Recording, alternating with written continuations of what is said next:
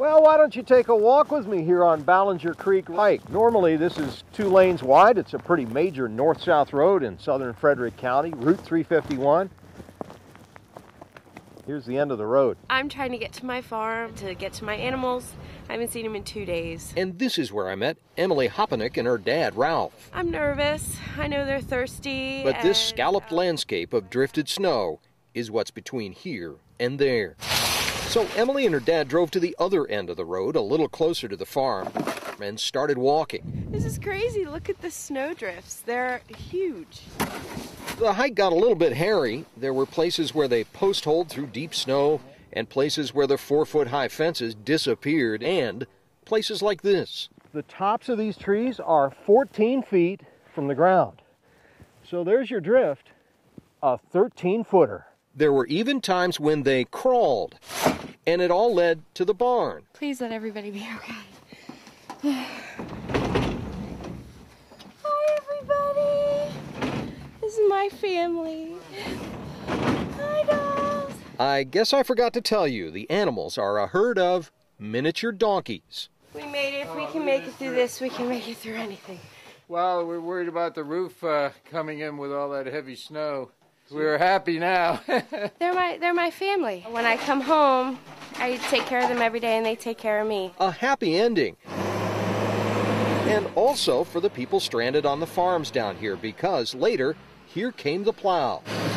That's a 6-foot drift he's pushing through. Woo-hoo! Tonight, Ballinger Creek Pike is finally open.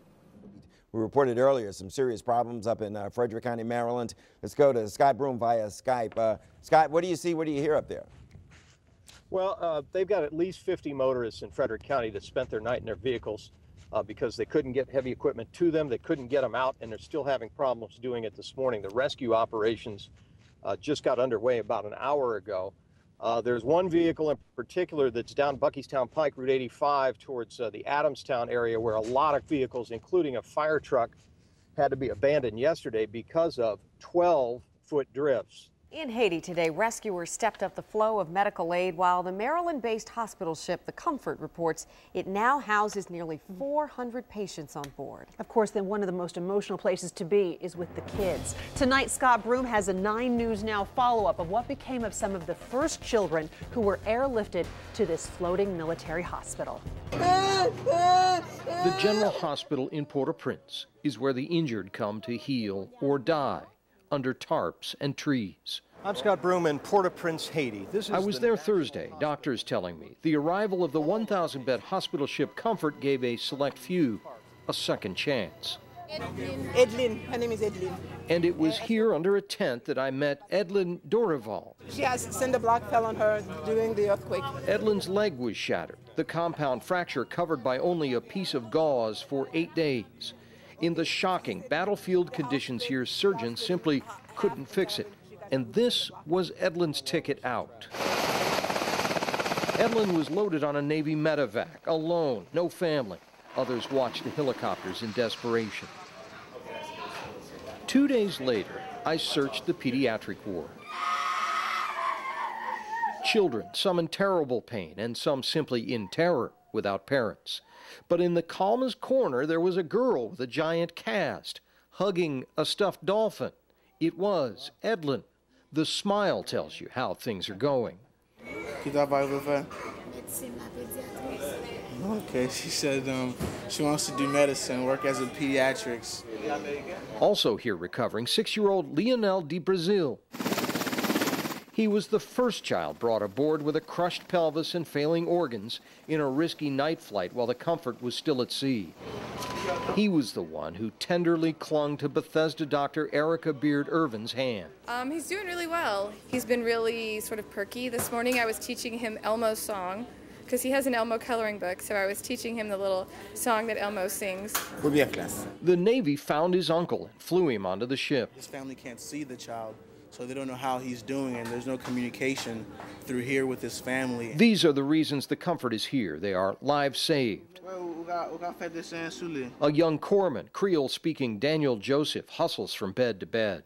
And they haven't seen their mom and dads ever since they got on the helicopter. And they've been here for 2 or 3 days. And that's a lot of pain for them.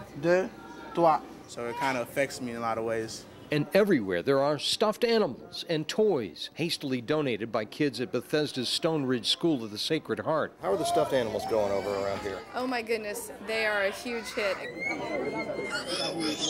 Back in Port-au-Prince, no one pretends that all who need the ship will make it there. There's too much chaos, too little communication, too much need.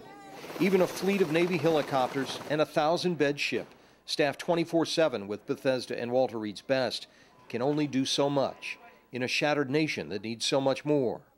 But the pediatric ward is proof that the Comfort is doing its best. Go LeMay! Yeah! My name is Eric Curlin. I work here at Whitetail Resort, and we're here at Pond Skimming 2010. Basically, we built an 80-foot long pond, 4 feet deep. The goal is to skim your way the whole way across it. We're going to start from here. Whoever makes it the furthest will be the winner. I didn't make out too well. I think it's great, but I'd never do it. Why not? What is that? Snow's melting like crazy. You put it in a pond and you try to go across it. The water was 38 degrees this morning when they started. When anybody falls down, I'm the one that goes in and helps them get their skis off and get them out of the water safely. It's so cold, dude. Yeah, it was really fun. From a skier's perspective, it's sad to see it melt, but I'm kind of glad to be able to park my car again. Come on, come on, come on! Dave Hoffman finished second place to my son by 2 feet. My name's Cameron Hoffman, and I won pond skimming in 2010. Are you proud of him? Very. All of our competitors, a big round of applause!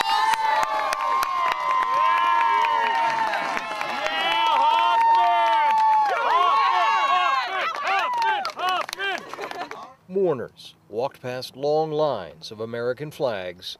It's everybody's loss. To say goodbye to Corporal Kurt S. Shea. Father, we lift him up to your throne of grace. It was a remarkable display of support, mostly from strangers. They're not alone.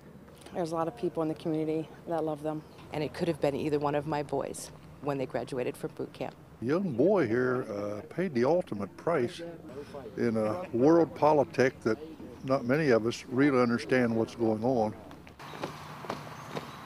Those closest to Shea followed the Marine pallbearers from the service. Shea's mother Linda, father Steve, sister Lydia. The 21-year-old Marine remembered as an eager young man who loved challenges, but felt compassion for God's littlest creatures. Military values of honor, courage, and commitment are what drew him to the Marines. He stood up for what he believed in. According to friends from the leadership fraternity he belonged to in high school. Today, all the memories that I had with him are just flooding back. And I just wish that I could have, said goodbye. Shea was a radio operator killed by gunfire in Afghanistan while on patrol May 11th, according to reports received by his family. Despite today's solemn honors, few imagined an end like this. Shea was due home before July 4th. In one of his last posts to Facebook before he was killed, he wrote, "So close to being done. I can taste it, and it is good." In Frederick, Scott Broom, 9 News Now. Woke up in the morning and looked, and it's gone. Bill Carmichael stands on the edge of Calvert Cliffs, 100 feet of thin air where his hot tub, deck, and backyard used to be on Thanksgiving. There's the wreckage down there now. Here's just one of the aerial photos neighbors took of Bill's house, now just 28 feet from the edge. Oh, it's just a matter of time. The time's getting shorter and shorter. A matter of time before it all goes, as the cliffs erode. This is the road right here. Same story down the beach where Golden West Way has now been closed for fear it too will fall into the bay. It's still an extra 3.9 miles to get to my house. Today, neighbor Chris Alderucci walked the 100 yards to avoid driving the distance. The closure adds 15 minutes to get fire and police to the homeowners on the other side.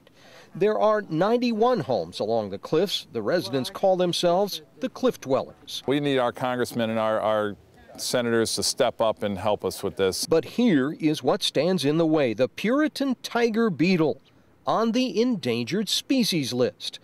The community association has been battling to get environmental permits for 15 years to shore up the cliffs.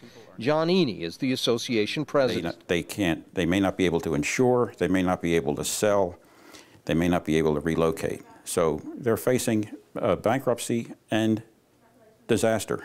They're putting this beetle over my safety and all my neighbors' safety, and you know, that's just not right. I mean, we'll fix it if they'd let us.